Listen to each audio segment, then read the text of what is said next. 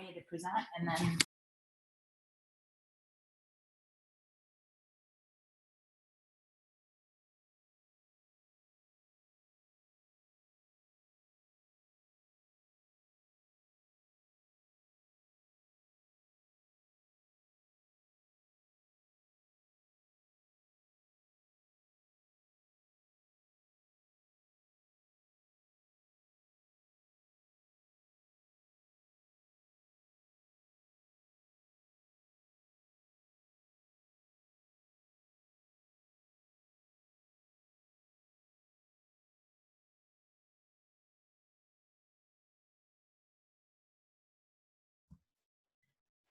is everybody pretty much done?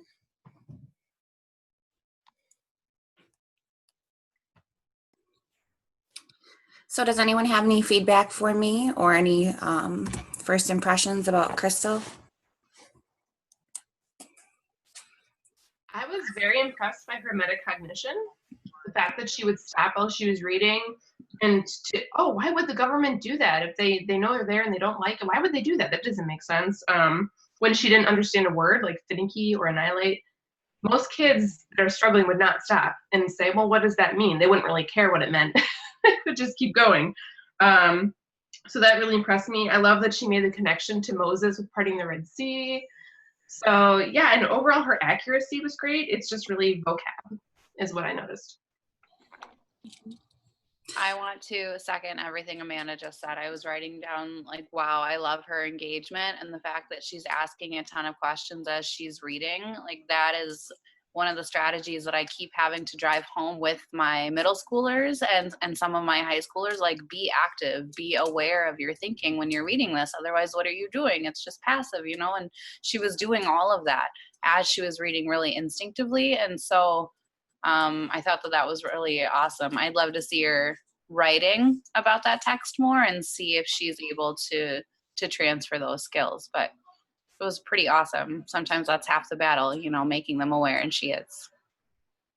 Well, and even like her repeating what you asked her back before she answered it, like she clearly stopped and made sure, yes, that's what you're asking me. Yes, I can answer it before she even tried, which is a huge step in comprehension alone. So that's really good strategy that she already has that you can build off of really easily. Yeah, the reason I picked Crystal to tutor this semester, well, my student from my first semester, she sadly dropped out, but Crystal really, really wants to go to college. And I know just from teaching her for 2 years that she does not have certain skills that will like get her to that level, especially with her vocabulary. She scored a 15 on her ACT, which was kind of like a red flag to me, which I thought was kind of low for her. So I just am kind of like still in the process of figuring that out, where her strengths and her weaknesses are, I want to say. But yeah, she's really good at advocating for herself. I think her weakness is just in the vocabulary, just specifically with morphology. So we're going to work on that. That's a really good idea, especially since you talked about how she struggles in science a lot. Just looking at, Latin and Greek roots and prefixes and suffixes, I think that's really going to be helpful for her and something that she can take and kind of use in other disciplines and really help her, breaking down words like that and conquering any vocabulary that she may be encountering that she's struggling with, at least how to like pronounce it. And then, once you have like the Greek and Latin meanings, then she can get some meaning out of it too. So that might be a good word work with her. Mm-hmm. Do you guys have any suggestions of how I should do that?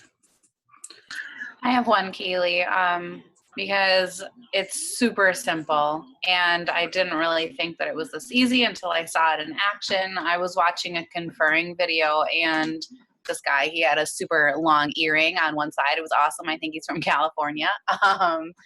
He taught me via the video to just have the kids read aloud to you, like 2 sentences, 3 sentences maybe. It's super quick. And then jumping in and asking them, whoa, that word right there, do you know what that means? And the conference about vocabulary was authentic because it was in the moment in the book that they wanted to read, whether it was nonfiction or fiction, having a quick talk about what that word means and why the author chose that one. And then the conference total was like 2 to 3 minutes. So you could reach multiple kids that way, or maybe even with her multiple times in 5 minutes.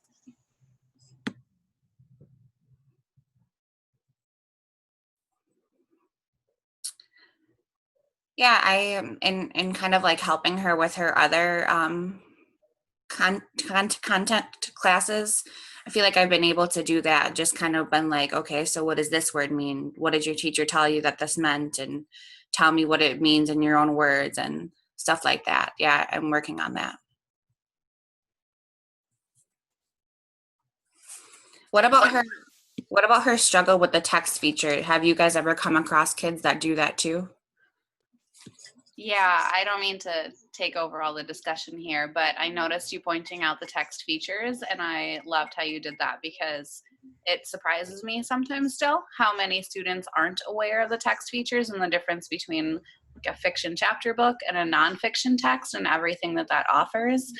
So I love exploring different genres with them. But have you heard of talking to the text? Like talk to the text? Is that just like annotating?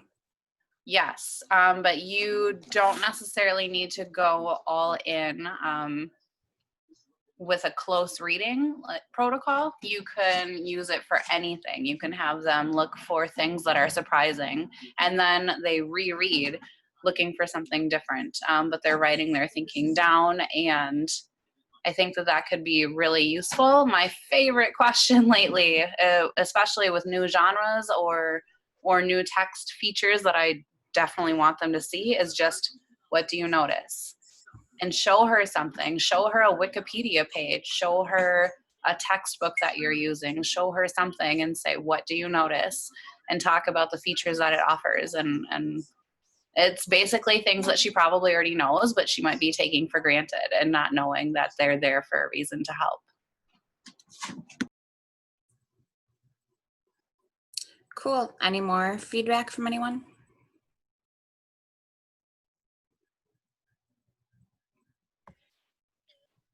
Personally, I think I think she was a great example of kind of what one of our readings, the adolescent reading, about how language, in your case, in terms of kind of vocabulary and morphology and kind of how it works, in addition to text features, and how that happens in books, it differently. I think those are pretty powerful examples of some of what we read. I just wanted to say, maybe for a strategy for doing roots, maybe you've already done this, but semantic mapping. I just took the Y for it today.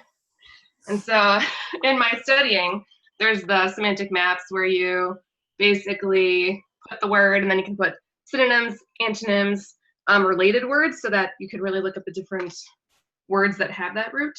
That might be a good place to start if you're not already doing that. Yeah, I'll definitely look into that. Those are great for science.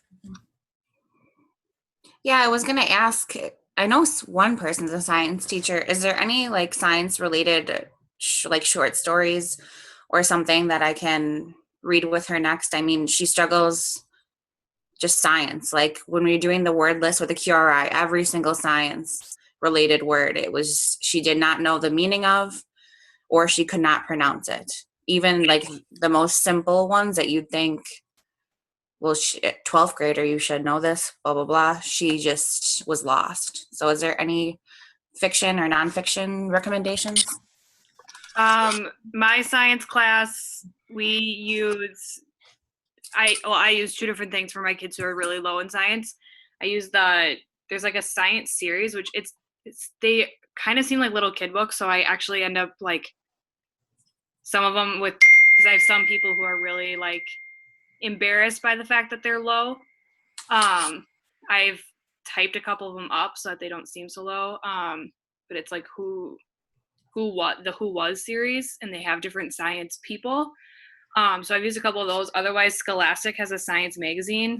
called Science World. You can get most of their articles online, and we use a lot of those because they have great text features for the kids to see, and most of them have like graphs or charts or maps and all that kind of science text features that goes along with it that really helps them. So I use those in my room every day, basically. So I added 2 links, and I apologize because I was presenting for the district, so I just got here, so I didn't see it. But ReadWorks has science passages that they've added. Those are free, the readworks.org. So I put a link in the chat. And then also MobyMax has science content on there, and they have text that pop up. And if you just do file, print, and then save as PDF, you can actually turn those into documents that are free. And I'm going to look, there's 2 other resources. NGSS has some stuff that I know was out there, and there's another company. I'll look it up and I'll put it in the chat. So if you watch that throughout the evening, but the ReadWorks actually just added science, I think this year. That was brand new. So they hadn't had that, and that's all absolutely free and differentiated levels. So I don't know. I haven't looked at them that close to know the content quality, but their stuff is usually pretty dang good. So I have my students reading articles on News ELA because they have a whole section of science. They have to read articles once a month and write about them. And the nice thing is you can change the lexile. So if you think that a lower lexile would have better vocab that you can build off of, and again, it's free to use. So that's been helpful for my class. Tween Tribune has a lot of stuff too. I don't know if you're familiar, if you've tried that, but they have a lot of really good stuff just on all different types of topics. And you can pick the Lexile on Tween Tribune as well. Well, I got a lot of suggestions here, so thank you guys. Well, and Kaylee, this isn't a suggestion, but I really liked how you use science fiction, because it's kind of like a way in to science through something that's already her strength. And it was pretty obvious. She was kind of laughing and, at the right times and things that, it was a good way in. Yeah, I had never heard of it before. Well, I've obviously heard of Ray Bradbury, but my reading teacher suggested it. And it definitely, connected with her enough. Even though it was sciencey, it was pretty sciencey, really. Had some complex science things they were discussing, but she seemed to get it. Very nice. Thank you. Thank you, everybody. I'm looking forward to her. I'm so sorry that your last student dropped out. Yeah, it's pretty sad. Oh, shoot. Do you know anything about what caused her to drop out? She was just really behind on credits, and she was 18, and I don't know. I don't think she had any teachers really besides me like pushing for her. So I guess it just really wasn't enough. I mean, I don't know. Because she kind of, I remember the credit thing. She had been. She was a 10th grader still, and she was 18. And that's because she was failing so many classes? Yeah, she failed too many classes. Her attendance was bad, and she really wanted to go to this alternative school, but the waiting list, I guess, was just too long, so she couldn't really get in when she wanted to. Oh, that's right. Right. So I guess she just kind of gave up. Figured she didn't really have anything here that she could really depend on. That would really help her. I mean, other than you. Yeah. How much can you fill in? Yeah. It was sad, but that's heartbreaking. Yeah. Well, I'm gonna root for Crystal. Yeah, me too. All righty. Why don't we take a break, everybody? And when we come back, Sharnae, you're up. All right. See you in 5.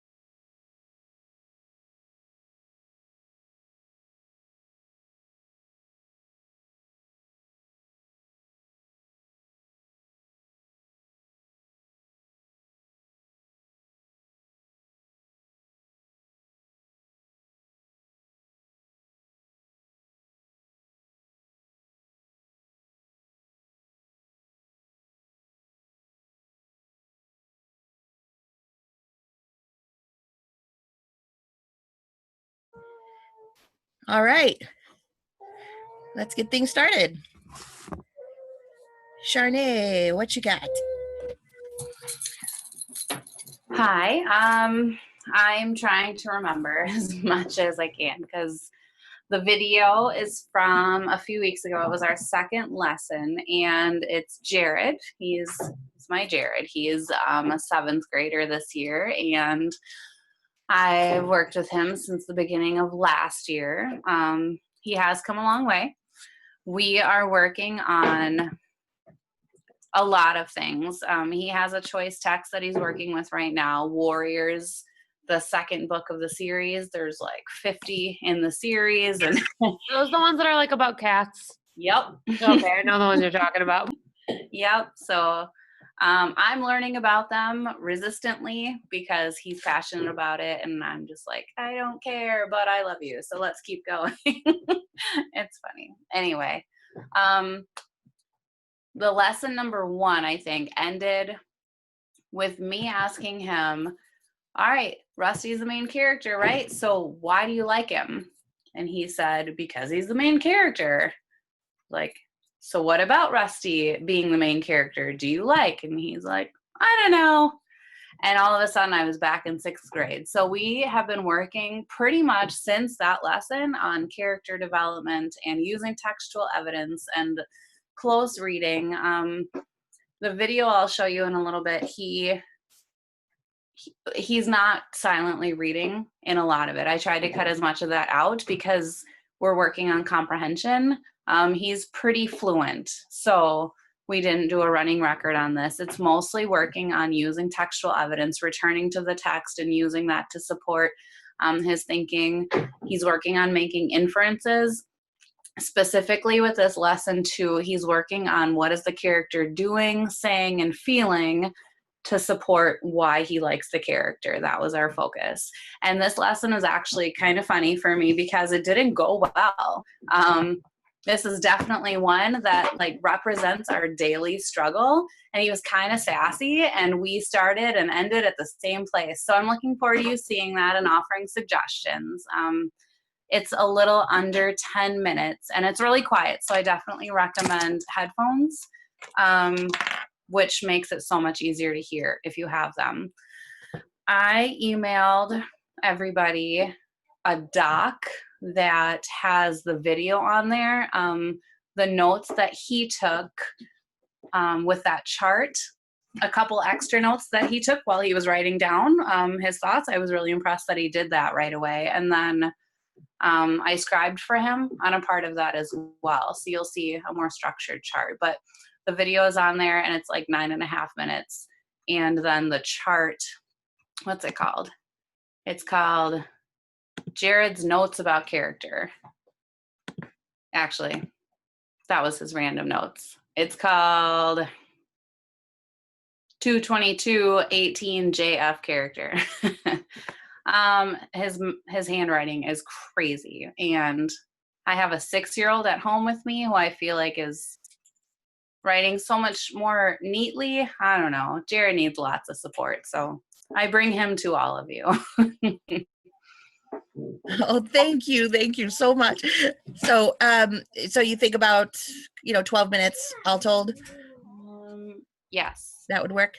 Yes. Because everything's in that document you sent. Correct. Jared's Yeah. notes, the character chart, the Jared video. Yep. I made sure that all the links were viewable for anybody who had the link. So I'll sit and make sure that in case something doesn't work, I'm here, but I hope it should. It should. Wonderful. Well, great, everybody. And I'll see you back here, well, gosh, around 6:30. So, all right. Thank you very much. I'm looking forward to seeing Jared again.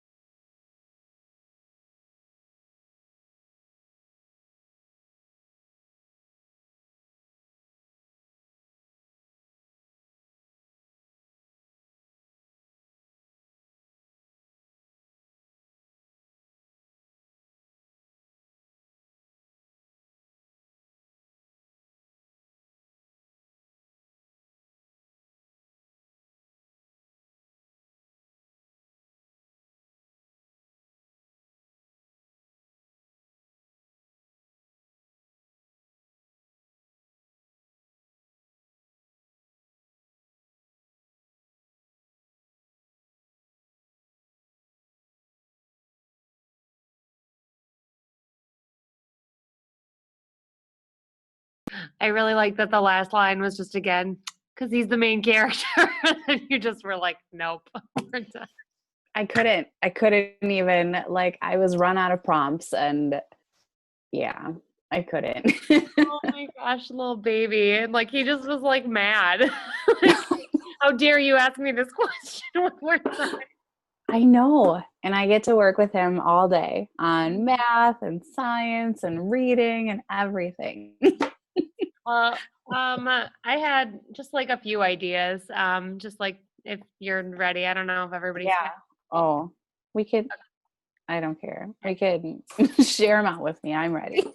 So for my students, like I have like interactive notebooks and like I print out like all the notes and stuff for them because then they have no excuse like, oh, like I didn't write it down or I wasn't here that day. Like I have everything just printed out and I have like, you know, a couple of like good solid pages on like characterization. One of the things that they have is just like a list of character traits. So I think like Okay. printing out a list of words to describe like people might be helpful for him because it seems like he's got like ideas and now he's pulling the evidence, but he doesn't really know how to like connect anything to that. So I think like a list of character traits that he could kind of pull from might be helpful. And it doesn't need to be like as extensive as like the one that I have for my kids. It can be shorter, but that might be helpful. In terms of like writing about it, it seems like he's like doing a pretty good job, like you said, with pulling out the evidence, but even just like giving him like a graphic organizer of like claim evidence reasoning, or like if you use something different at your school, but then like the claim would be the character Rusty shows this trait, the evidence would be from the text, and then the reasoning, just like telling him that he needs to explain why that evidence shows that he is brave or that he's funny or that he's this, that, or the other thing. Just, I don't know. So I don't know if that's helpful, but that's, That is helpful. Yes. I'm open to using any graphic organizer. We don't have one that we have to use. The only thing that we had to do was some Lucy Calkins this year, and we always go back to the notice and note books for fiction and nonfiction. So I appreciate any resources that you want to share. I use claim evidence reasoning for pretty much everything like our whole building does now, but like it's helpful even just like putting like claim, like what's one trait that describes the character, and then he just like has to write a sentence that explains it. And then same with evidence and reasoning, just like with prompting questions, even just like put it on a piece of paper with like lines and print it out for him. And hopefully that would set him on the right track to be writing in a way that you would want him to. In the chat, I put a link to a character trait sheet that I really liked. It had it in categories, so it has like nice, because like my kids are always so like basic with like the character is nice or he's mean or he's sad, and then under each of those categories, there's a list of like other traits that are like could fall under nice or whatever. So then we kind of look through, okay, let's be more specific, like what kind of nice, and then we look at it. So I really like that one too. I just put the link. It's Teachers Pay Teachers free thing. Thank you. I've been having a trouble with my Henry with I'm having to stop him to notice things. So I'm working with this reading specialist right now for my sub job, and she's fantastic. And she gave me a suggestion, because we're working on noticing emotions, but you could do this with traits. You write a couple examples on stickies and you put them like on the table in front of him while he's reading, and then he can just grab the sticky and stick it right in the book where a character is exhibiting that trait. I don't know. I mean, that might be trickier with traits. Emotions, it seemed easier, but that would be a way, instead of having to write on a graphic organizer, he could just grab it and stick it. So that I'm picturing in my head, like it would be a text that I would read first, so I kind of know what's coming, and I'm going to see this trait, and almost like he has to match what he sees up with the stickies and what's happening. Okay, that's kind of awesome. She's phenomenal. She's like national board certified. She's awesome. What was her name? Her name's Jennifer Metzer. She's just a reading specialist at McGee Elementary and at the school I'm at right now. I have a couple ideas, and Caitlin, what you were saying kind of just reminded me that sometimes I think a struggle kids at the upper levels might have is that they just lack the language to talk about literature in ways that we want them to. So I love the idea of like giving him words to describe the character traits, and even modeling, and I don't mean to insult your teaching intelligence, but even modeling like a quick example for him of this claim evidence reasoning, or of how to use this language of talking about the character and his traits, I think would really help. And just yeah, it just reminded me of how kids sometimes don't have that language, and we're like, oh, well, you know, why can't you talk about this character trait thing? But sometimes they just don't know what that means, and we have to give them the right language tools. No, that's awesome. I don't feel insulted. Thank you. I do model for him, but probably not as much as I should. It feels like I have to model like every step of the way, and I just get tired. But that's not an excuse. Like, obviously, he still needs some support. So thank you.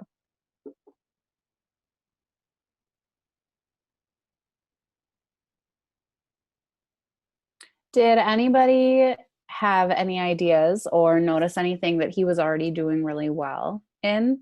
Because I am biased. I feel like I'm with him every day, all day, and I celebrate not often enough, but such small things. I'm wondering what it looks like to an outside audience. What is he doing well?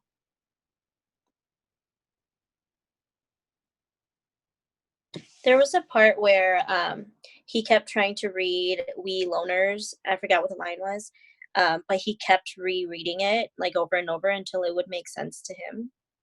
And so then he's trying to make sense of it for himself. I don't know. I thought that was kind of a positive.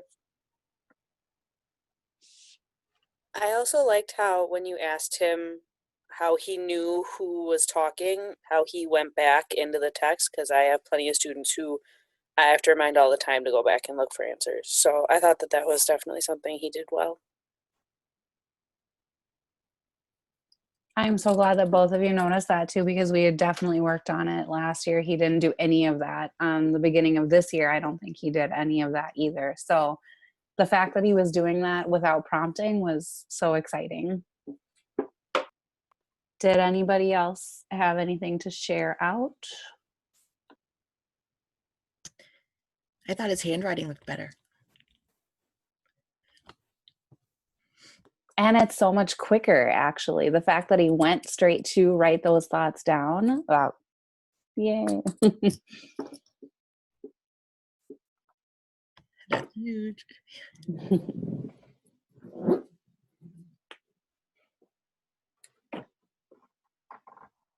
Wonderful, wonderful. Thank you, everybody. Such a team. Yes, thank you.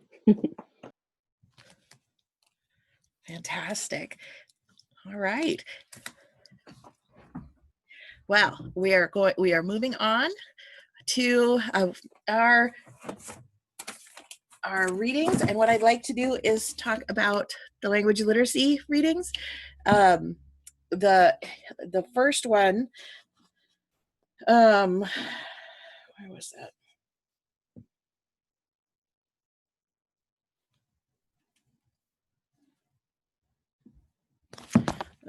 Drawing a blank. Where'd it go? Page 619. Page 19? No, 619. Oh, the adolescence one? Yeah, that one I've got. All right. So let's start with that one. I guess what I should probably do. Well, anyway, adolescents who struggle and 21st century literacy. It was a pretty good one. And so what I'd like us to do at first, there's that one and the other reading. Was it theoretical method? No, wait. Was it atypical language development? Now that I don't think it was. I can remember what it said, but now I can't remember where it is. Policy and practice issues. This looks right.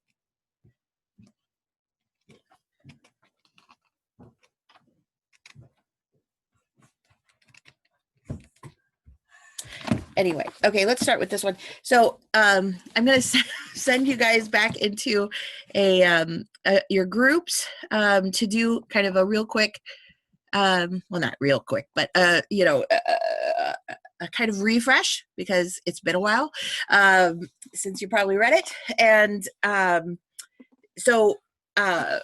and I think it has some amazing stuff in it. I know my jaw dropped at a couple of items that I thought were pretty awesome. So go back and find some of the pieces that we'd like to share. It take like 5 minutes, 8 minutes, something like that. And then we'll come back and talk about those. Um, and then we'll go back in for the other one. So let's focus on this one for now. Let's see. Well, I should have been doing breakout rooms. All right. And a quick. All right.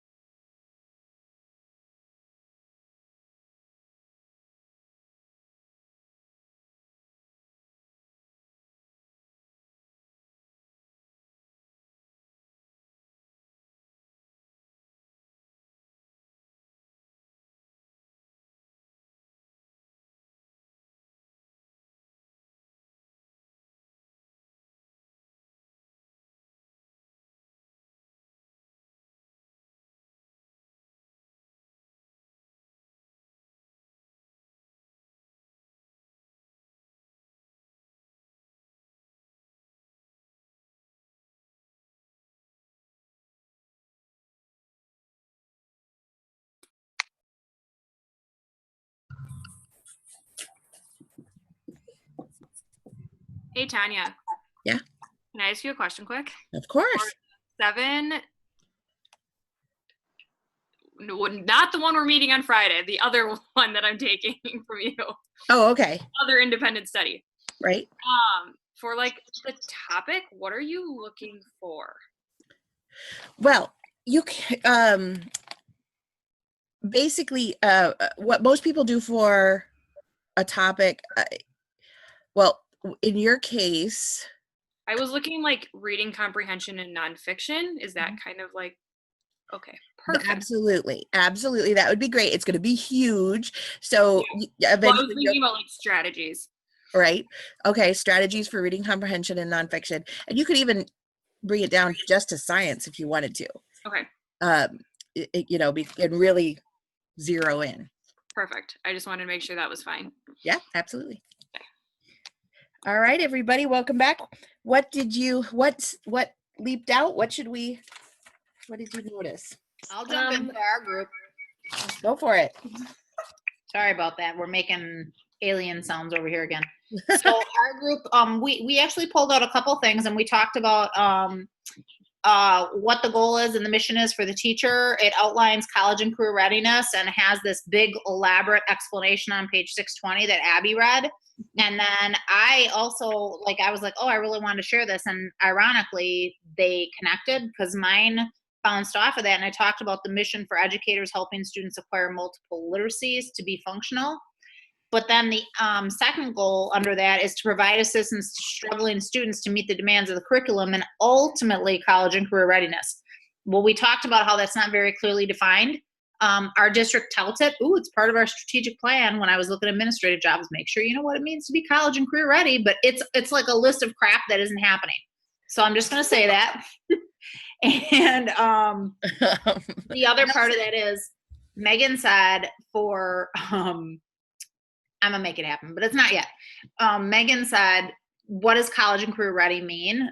And Kirsten, what does that even mean? So I use the example of my son that's special ed, that's now an adult. So for him, college and career ready meant that they taught him culinary skills in high school. And those culinary skills of what have been helping him to gain employment. When he gets employment, he has a struggle with keeping employment because of his social issues and other things. But the college and career readiness piece means something totally different for every single child that we encounter. And we all came to that consensus. So that was the outcome from our group. I also, Abby, I can't find where you listed it, but you started naming all these things, the skills and stuff. And I just felt like, in elementary school, we do a lot of that because of the partner group work kind of stuff we do, at least we do. But I know in high school, I feel like that stuff it wasn't there, the creative side of it and things like that. No, they just kind of told us how to do things and that's what we did. And I was saying that I always see this meme and I found it now and it says, I'm glad school taught me the Pythagorean theorem instead of how to do my taxes. It comes in really handy this Pythagorean theorem season. They don't even teach you real life things that for kids who just need to succeed in life. All of our kids are going to have to do their taxes. They're all going to have to learn how to budget, things like that. And I feel like that falls to the cracks a lot. Yeah, well, and talking about being college inquiry ready, when you think about UWM's solution, through the English department, English 102 or whatever, it's the writing and a comp class, and they have to develop a research question and then write a really long paper about it, and the whole class is just doing that. And my husband is in the PhD English program at UWM, so he taught that class for 5 years, and he's like, none of these kids know how to do anything. I don't know what they're doing at the high schools. And I'm like, yeah. And I'm sure the high schoolers are I don't know what they're doing at the middle schools, because it seems like they show up to the high school every year not knowing anything, but oh my gosh, I try so hard to make sure they know how to do stuff. And then they just forget that I ever existed. And I don't have the book with me right now, but I remember reading that chapter and just over and over, thinking they've got all of this technology at their fingertips, but they don't really know how to do really anything academic with it. I'm they all know how to Snapchat, but I don't know how to do anything else. My kids, seriously, phones just permanently attached to their hands. And but even if they look up a word, they're well, what does that mean? And they still don't know how to like figure anything out, to like use it to benefit them instead of just like as like a social tool. I think the biggest thing that I see, because I'm, high school English teaching, on page 626, I shared this quote with my group, but they were talking about how it needs to be a school-wide approach. And that's one thing that I wish I could really get my colleagues, and the whole school on board with, is that, yeah, we're the English department, but it's not just our sole responsibility to ensure that students are writing competently and reading competently. And in fact, if we can weave that thread throughout each class, they're going to be so much better at it because they get that repetitive practice, and whatever reading difficulties they have, if we all make an effort in their whole class day, whether they're in science or math or, their health class, like that's going to help so much versus just that isolated part in English. So I like that part about, everyone's part of the solution to the problem with reading. And that's something I wish we would all get on board with at the high school level.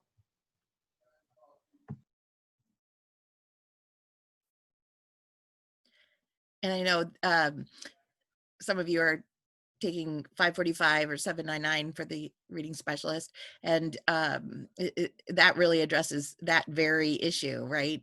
That high schools see reading and writing as solely the obligation of the English teacher, and that's why they've created disciplinary literacy so that perhaps, as it's in my mind, it's almost like an advertising tool for reading, like that the reading person can't do it all.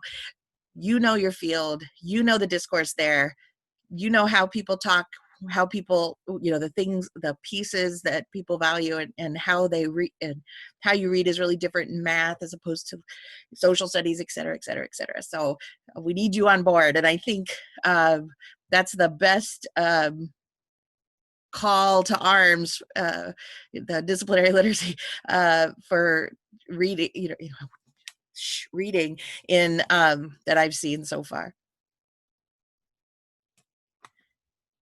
All righty.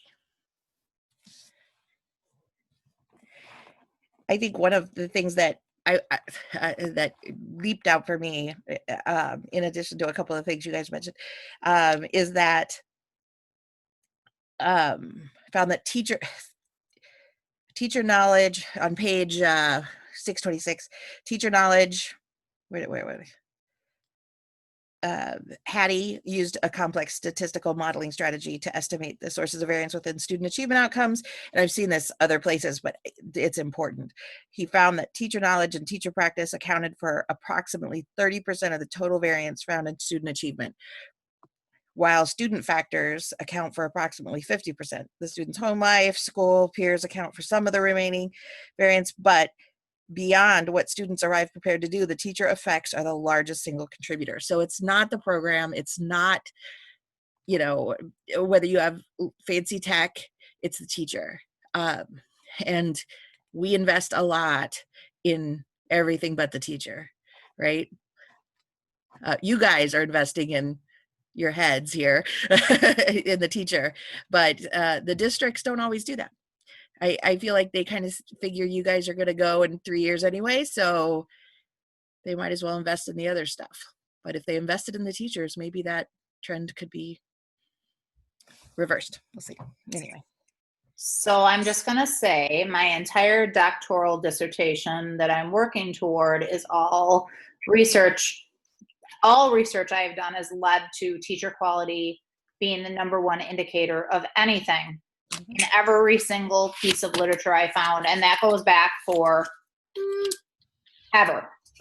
So why they are not investing in teacher quality, or investing in, or they're doing it haphazardly, like, oh, I'm just going to use our district, and I'm not bashing. Our district is doing training this year, and it's done better this year and last year because they've increased the coaches and other stuff.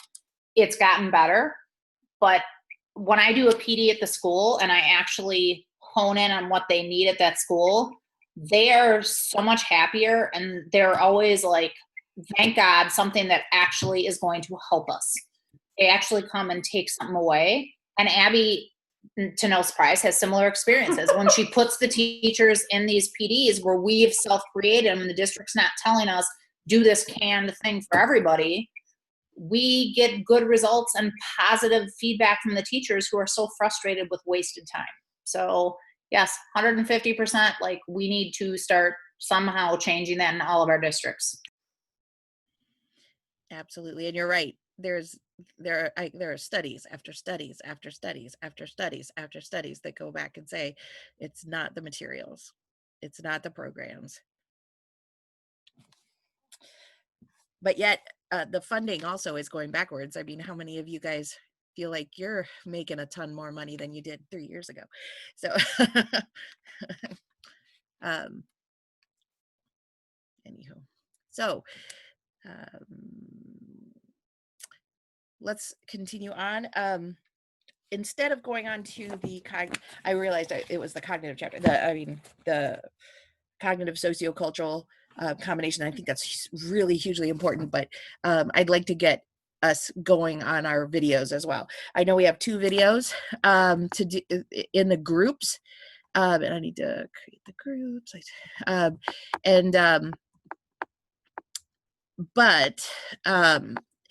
What I'd like us to do is get to those lesson study pieces that we talked about before. So I put you guys in the proper groups. So what I'm hoping for you to do is to start by talking. The 2 groups have a video. Who's doing the videos in the groups today? Do you remember, Crystal? I think there's another one. Real quick, pull that up.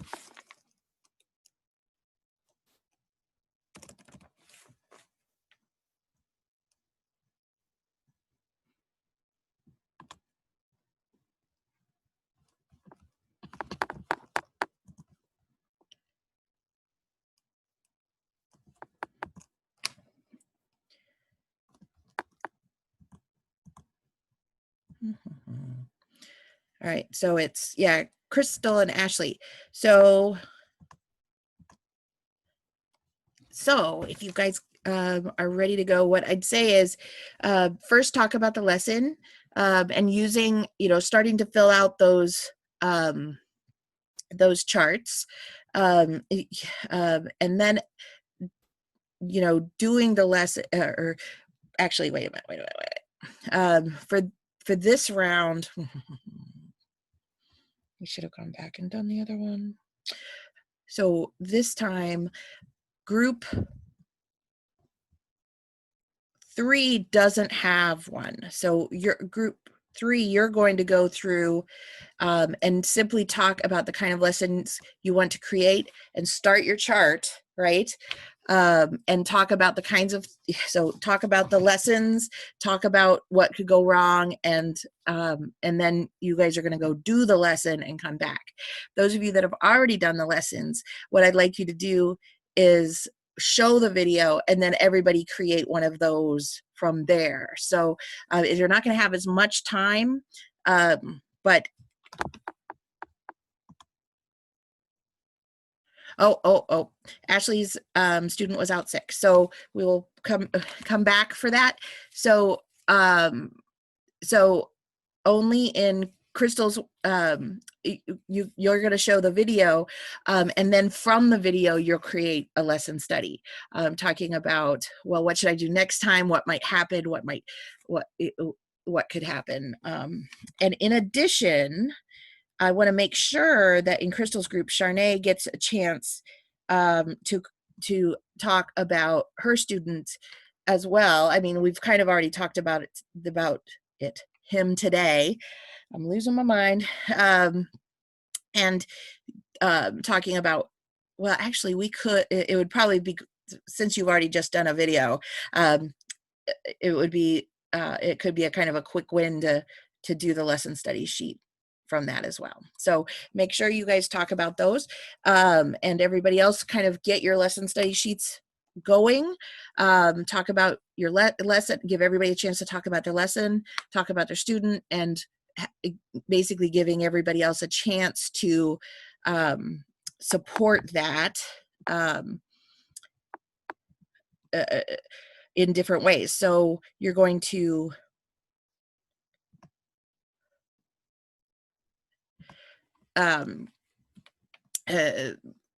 basically comment on each other's. Sorry, I'm trying to do two things at once. I should know better.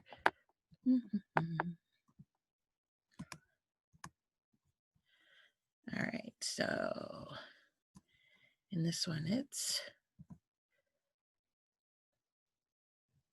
Kirsten, Amanda, Charnay, and Crystal together. And then this one is Lisa, Tammy, Abby, Ashley, Kaylee, and 3 is Brittany, Cassie, Caitlin, and Megan. All right. So go for it. I'll kind of pop in.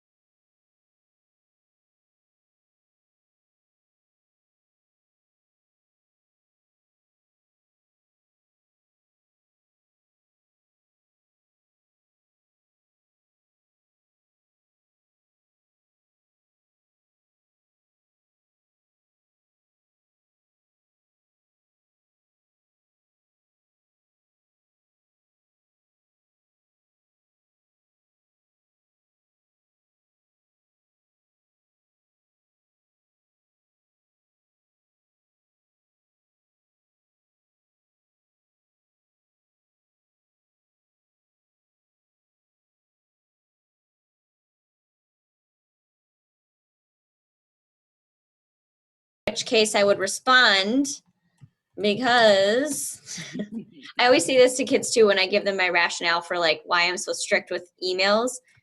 Hi, Chandler. I tell them that like I just want them to be taken seriously in the world, and that having an email formatted and punctuated correctly will make people take you seriously.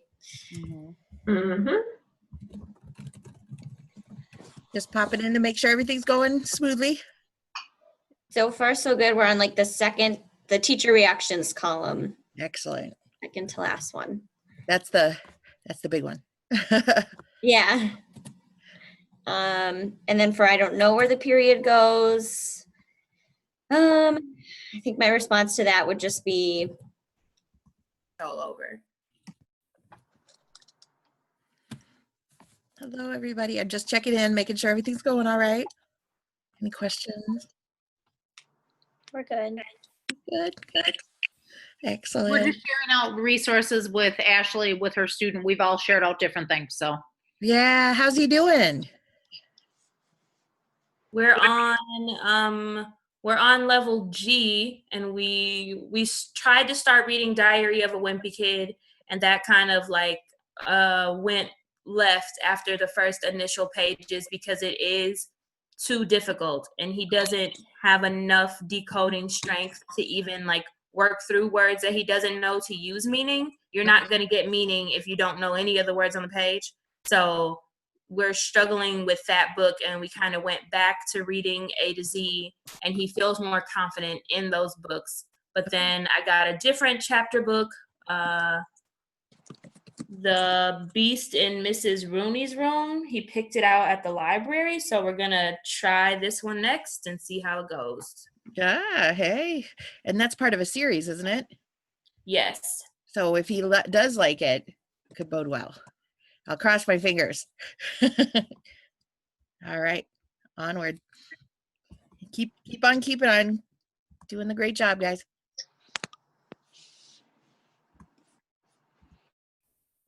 Absolutely not. They tried that with exams too. How? That would be like a forward to the principal and I'd be done. It was, and the principal said, sure, fine. And so the teacher had already shredded the exam, so they just showed them like a blank one. So. Oh my gosh.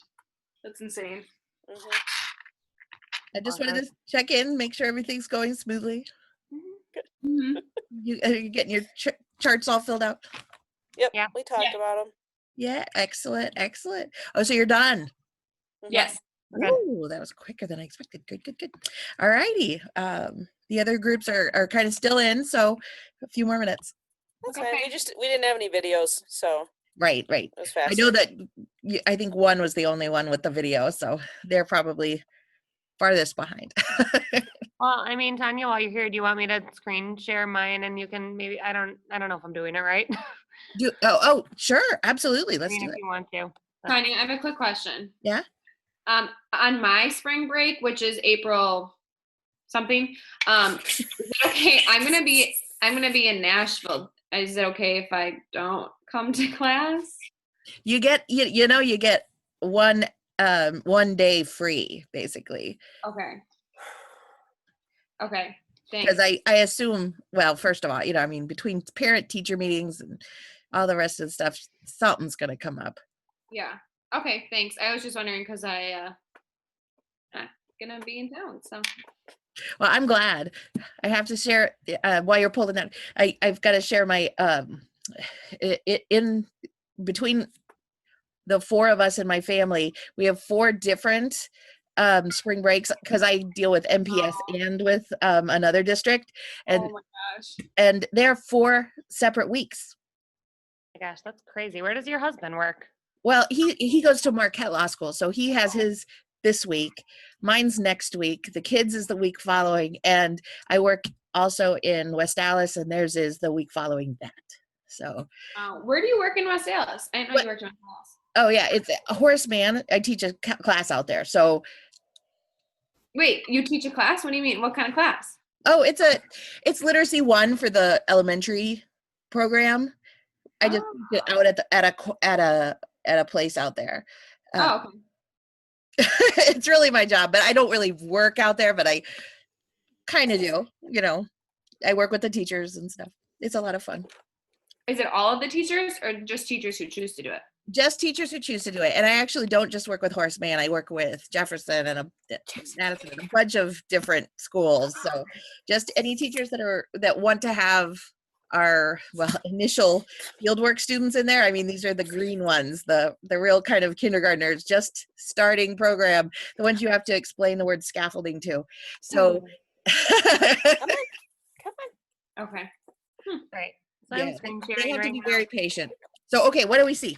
I just don't know if I'm doing this right. I mean, I've pulled out just kind of like some of the stuff like throughout my lessons, here and there that I've been kind of including. Like, is this Right. like what it's kind of supposed to look like? Yes, absolutely. And then the range of students' responses that you can expect, and like I love this hesitation. He kind of hesitates sometimes. Sometimes he just stops reading. It's like he like saw a ghost. I'm like, all right, dude, what is going on? Like sometimes like stuff that I think is gonna be hard for him, he just like breezes right through it. It's really easy, and I'm like, okay, whatever. Yeah, that's the nature of the beast there. Yeah, absolutely. Discomfort isn't all bad, but Yeah. as you try new things, they are. Mhm. And then I love it that you guys came up with kind of ways to address those responses here. Ask questions.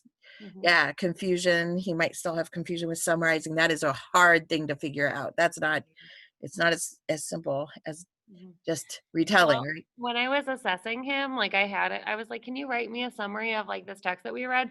And like we only had like just kind of like a few odd minutes left, but like his approach to it just like told me every single thing I needed to know. He literally just started like copying the text and then just like switching out synonyms. I'm like, oh, guess we're gonna have to talk about that. Yeah, noted.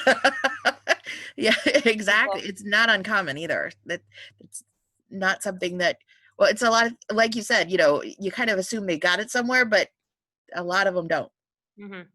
Okay, but like I'm on the right track with this. This is Oh, this looks fantastic. Yeah. Okay. And then you've even got the assessment piece on that. And then you'll come back and kind of update people how to go next time after coming up with it. Yeah, this looks great. Okay. Perfect. Okay, cool. I just wanted to make sure I was on the right track. That's good. Great. All righty. Wonderful. Well, then I'll let you guys, well, actually, I should be calling everybody back. So here we go.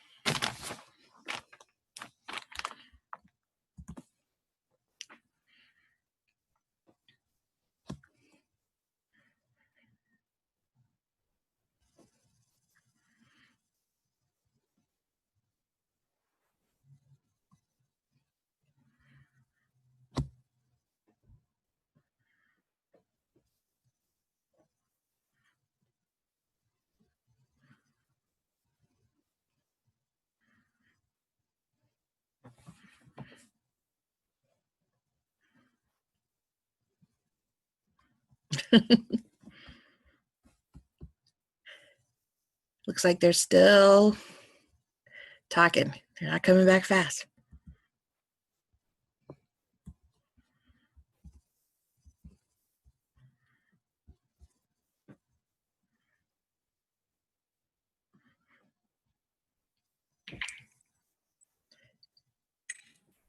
Hello, everybody. Welcome back. We're running out of time. So here we are. I just wanted to kind of first check in. Is there anything that came up that we should discuss as a group, or questions that serve everyone? Just that ReadWorks site, a few people I pulled it up in our group, and can I do a screen share, because I think there's power in showing it, because I'm saying it, but I don't know if everybody knows what it is. Go for it. ReadWorks is a great site. What is that? Is your volume on too or no? Okay, I gotta go to my screen. I'll share it real quick. Let's see. Is this it? Trying to find it. Sorry. Which one is it? There, I have to open it before I can go to it. Sorry. That's all right. Okay. While she's coming up with that, I'll just let you guys know that I'm adding a discussion board for the readings so that we can talk about them in different ways before we get to class, and maybe that will streamline some of our time. So just look for that on your checklist. Okay, so can you hear me? Yeah. Okay, so on the ReadWorks site, if you can see my screen, it has all the topics across the top here. So it has the content area. But if you actually open the passages, a lot of the passages, one of the enhancements that they've done that it didn't used to do is that it actually reads. How small can transistors get? Ladies and gentlemen. So the wording sounds a little funny, but if you have a student who's a non-reader, that's great. But in addition to that, you can print the passage. So you can have them listen to it. They can see it on the computer screen, but you can also print that out so they have it. And then it's aligned. Oh, the standards are right here on the right-hand side. So you can see what standards, what Lexile it is, and what grade level it is. You can also assign it so that there's tasks assigned to it. And then that vocabulary is here. And what I like about that is so many times the kids get to the vocabulary sheets and they can't function independently. This reads it to them. Circuit. So when you want them to do it, it's like a USU circular line, or so it's like dictionary.com where it actually reads those to them. The question sets are also read to the kids. When was the transistor invented? So if you can't be right with them, they can navigate through part of it because it reads it to them. So again, I don't necessarily like the way the speech sounds 100%, but when we can't be with every kid all the time, it gives them an oral component that you just can't provide for them sometimes. So I just want to make sure I share that because that's a big enhancement and it's free. There's no cost to this website at all. And it's fun to make fun of the lady talking. So, well, it's like the Surrey voice where you get to pick which voice you want on your GPS because we still have like an old GPS and like, do you want the sexy man or do you want English woman? Or you like Jean and I are like laughing through all this. So yeah, it sounds pretty goofy. Yeah. I like that it reads everything to them, the vocabulary, the question sets, the article, and you can print it, you can assign it, and it's free, and it's all content areas, so. And a great support for a struggling reader, for sure. Thank you. Thank you very much. And with that, and as long as you're kind of checking your checklist for maybe a little ahead of time because we're going to have discussion boards to address. I won't see you for 2 weeks because, as you know, we are all on UWM break this coming week. And so I will see you on the 28th when we return. So are we going to have discussions over spring break? Well, I'm just treating it like 1 week. So you do have homework like you would on a normal week, but it's going to stretch for 2 weeks. Okay. That kind of makes sense, but not really. I'm sorry. You know, I'm treating, you know, you're only getting 1 week's worth of stuff and you'll have 2 weeks to do it. So if you take a break in there somewhere, it's a good thing. Thank you. Alrighty. So, well, anyway, happy UWM spring break, even though you're probably all going to be working.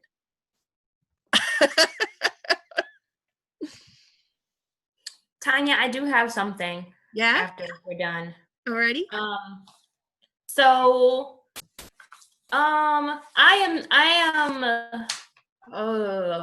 I think I'm forever in a state of frustration with my student. Not frustrated at my student, but I feel like we're honestly coming to a block. Like mentally, with his disability, something is happening that he's having a very hard time getting over this hump.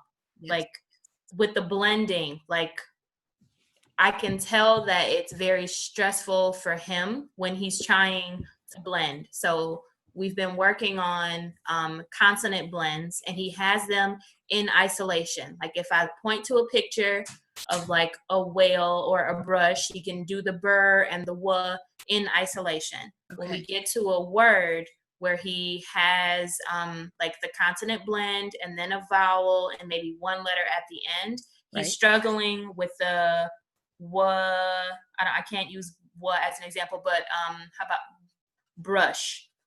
If he sees the word brush, he knows brush. And I'm like, okay, what's the sound in the middle? What sound does you make? He knows but sh, absolutely not. I get like brain, banana, like it just goes off the chart completely, even though he knows it in isolation. So then like I've tried to have him like close his eyes and say it slowly.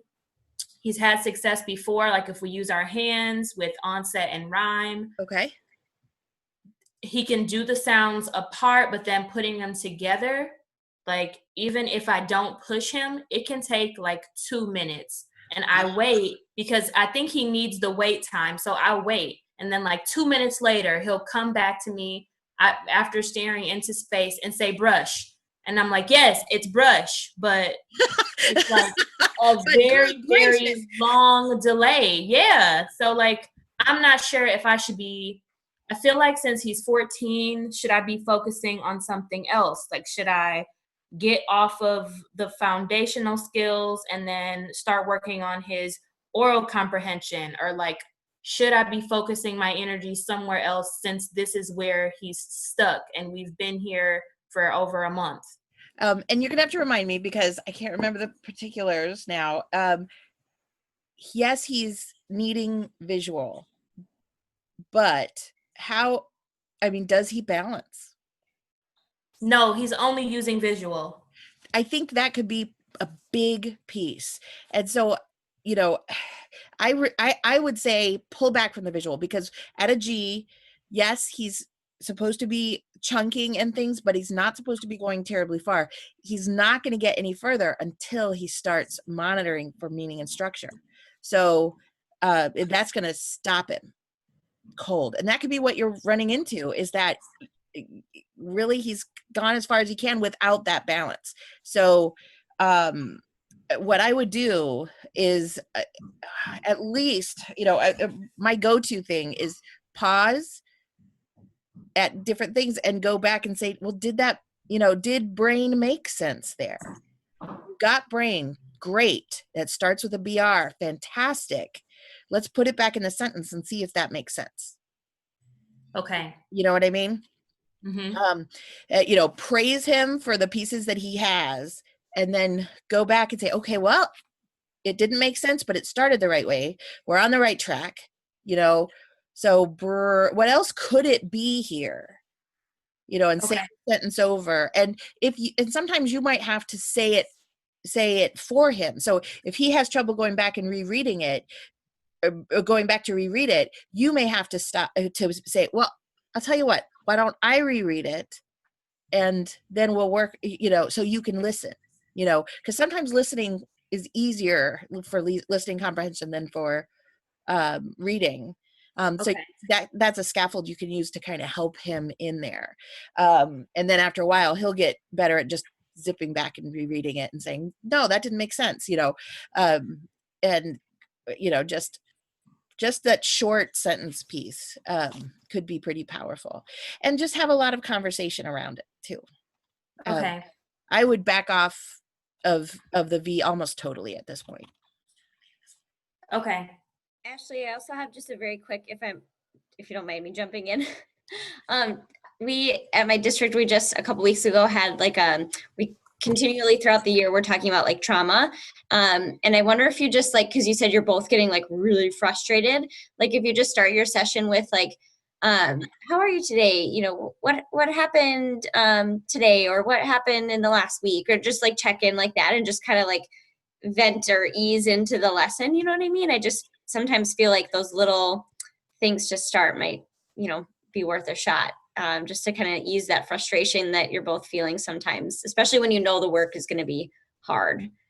And I know you've got a great relationship with him, so that could be a nice. I try not to start with like, how was the day? Because, right now he's like going through a CO hearing to get kicked out of school. So anytime I start with like, what happened today, I always get this long story. No day at school is a good day. So I try to start with like, how was the weekend, or what do you do after tutoring, or just something not with how was the day, because I know that it's going to be like an episode. So right now he's not even in school, and tutoring with me is all the school that he's getting until I don't know what. So yeah.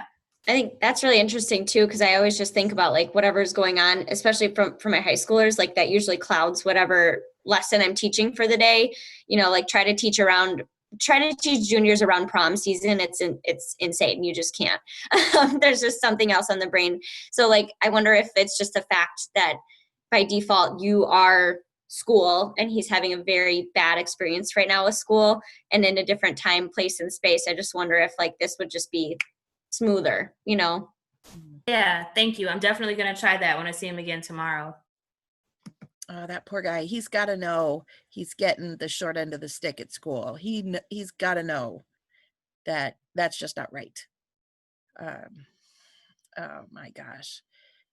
And that's his future. Oh, that makes me, okay. I don't know. I don't know what he's going to do as far as school. And I know high school is going to be extremely hard for him because he's going to go in with a severe lack of foundational skills and poor school experiences. And I don't know how much more school he's going to miss between now and then, but I know he's going to struggle. So I'm probably still going to be his tutor and like walking him through high school because he's probably not going to like the experience at all.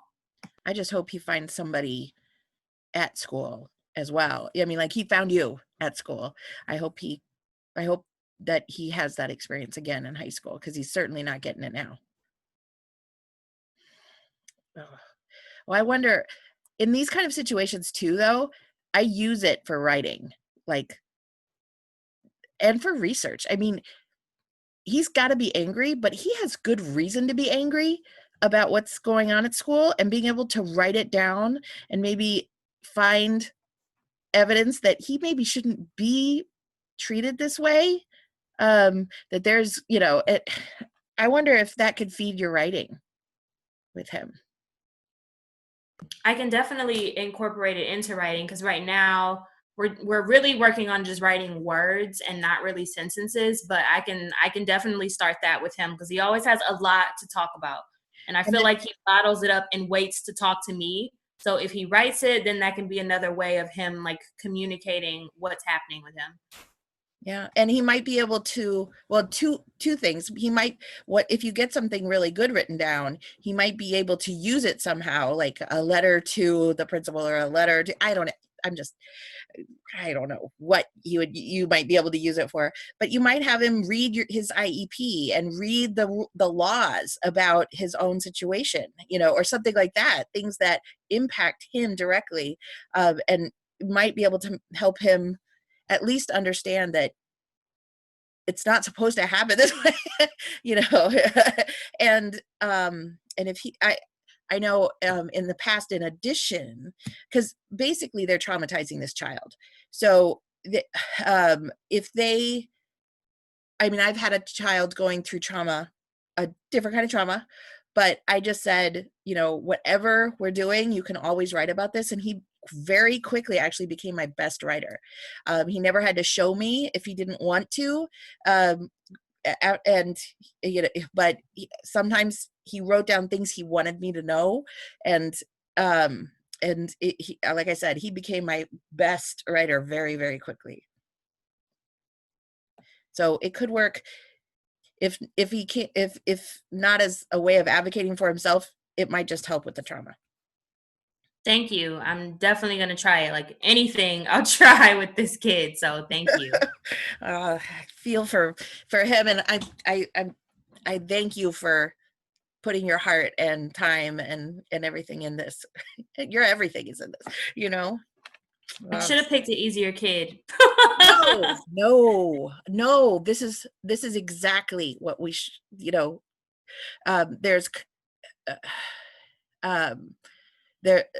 this is the kind of stuff we're supposed to be talking about here. This is exactly, where schools fail students. And that's a lot of why some of the students are failing. I mean, it's not always because they were sick for a month or something, but you know, schools, there's a lot of dedicated teachers, but there's a lot of ways we fail our students as well. So, you know, I'm not saying schools are failing. I'm not doing, you know, we have great teachers and everything, but not always. And that's, anyway, they say for every bad teacher you get, it takes you 3 years to get back to where you would have been. And when you think about, sometimes kids get a lot of bad teachers. I mean, anyway, okay, I'm gonna get off of my little soapbox. Okay, and I will let you go. But good luck, and can't wait. Thank you. Can't wait Thank to you hear. guys for helping as well. And thanks for bringing them in. It's great conversations. Amanda, do you want to go? I am working on a project for my content area literacy, and I was just listening. I don't have anything. Oh, okay. No, you're fine. This is not a private question by any means. Like in those classes where, you know, people are coming up to the front and some people just listened, you know. Tanya, I was going to ask you, because I was doing a little investigation of what my summer would look like. And I know we talked back at like one of the first weeks of class about what, you know, what classes I would be taking for this summer. And I looked into, I think it was 716. I just saw looks like it's a hybrid class and not offered online. So that worries me a little bit because I'm in Green Bay. Right. And even though it's the summer, I don't have like automatic, you know, ease at getting to the class. So let me check draft. No, it's not. It's the online schedule, right?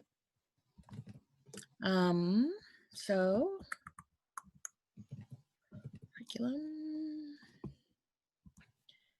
716, you say, huh? Yeah, 701. So this summer I had planned out 716 and 701. All right. 701 looks good. It's online. Right. But if you want to confirm that as well, because what I was seeing on, okay. And then 716, yeah, looks like it's a hybrid. All right. So I'm not sure they even know who's teaching it yet. Okay. Because, well, long stories. But so now you've taken all four of the other two already, right? Because you're kind of finishing up, right? Well, no, I've only taken 705 as my first core one. Okay. Yeah. All So right. I guess this summer and fall, it looks like I'm ticking away at the core classes, the 701, 716, 714, and 700. No, 700. Yes. No. 714, 705, 701. Yeah, 714 and 700 together in the fall. 700. Oh, 714 and 700. Yeah, right. That's a 2-credit course. Right. Okay. I know what you're talking about. 714 in the fall. You could easily, now they should be offering 714 and 716 in the fall. Let me check. That should be on their draft schedule. Fall.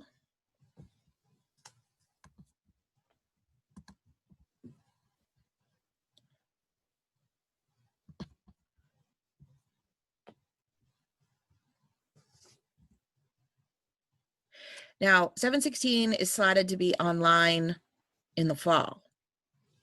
Oh, okay. So why don't we just swap that out? Okay. So wait, let me just make sure 714 is online though. In the summer, it is. So let's just swap that out. Okay. So summer 714 online plus the 701. Right. Would still be okay in the summer. Yeah. So then the fall would be 716 and 700. Yep. Okay. And then are you also taking 799 with that? I mean, or did we split? Yes, I think we talked about that. Yeah, 700 and 799 together. So that it's 3 total. Yeah. Okay. That makes some sense. And then 800 in the spring, right? So 800. And then we were looking at, I have question marks by 8, $849. That's offered in the summer.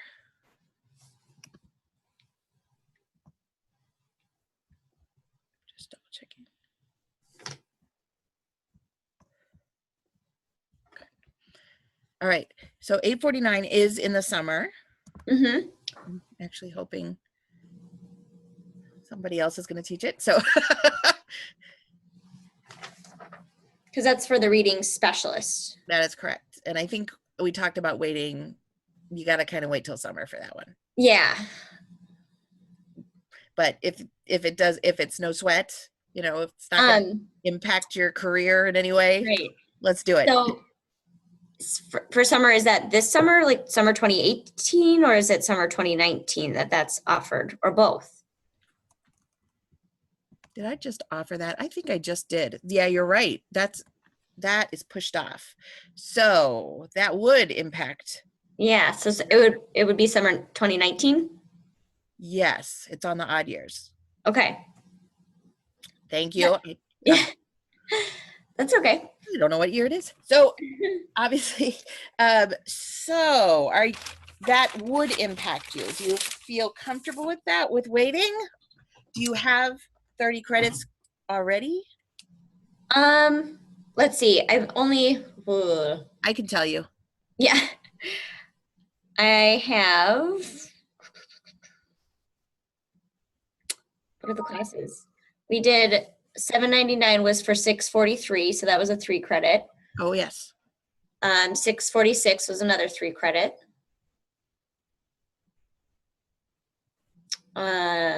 747 last spring or last fall, 3 credits, so 9. And then this term, 748 and 705, so 6, so 15. I'm at 15 right now. You're at 15 now. Upon completion of this spring semester. And then you'll have 6 credits in the summer, 6 credits in the fall. Yep. Spring, the 800, is that 3 credits, the 800? Yes. Okay. All right, pause. Wait, what's going on here? So 6, 12, 15. So by spring of 2019, I'll have 30 credits. Right. So you need those 3 credits to get all the way up there, right? To get to 30? I do not need the 849. Yeah. So that would be an extra 3. Okay. So you could graduate early and then just come back for the specialist. You could, now there's a couple ways you could do that as far as certification. I mean, you'd certainly have your master's. Boom.